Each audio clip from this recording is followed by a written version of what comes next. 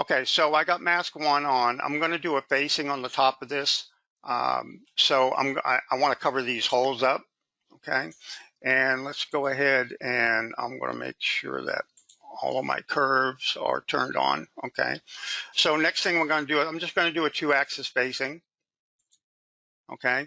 And I'm going to, just one second.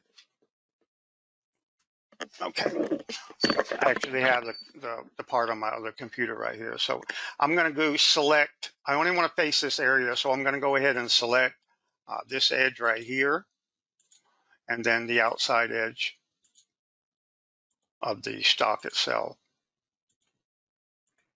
And it will treat the inner boundary as a core region. In other words, it won't pass that inner boundary.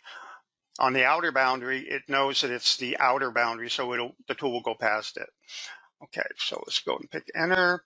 And for the tool, we'll go ahead and use the 1/2" end mill. Roughing, all this is fine.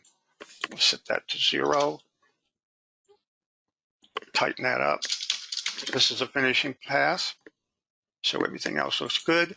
Now, location of cut geometry, if you may already know this if you watched other webinars of ours. I won't go into this in a lot of detail, but I will just say that the cut geometry is at the bottom of the cut. So it's right here on the surface of the block.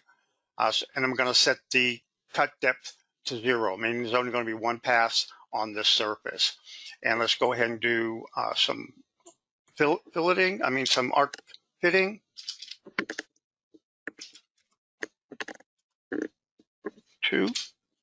Let's generate that. Okay, so here we got a nice facing operation on the flat area of the block. Let's go ahead and simulate that. Turn that off. Okay,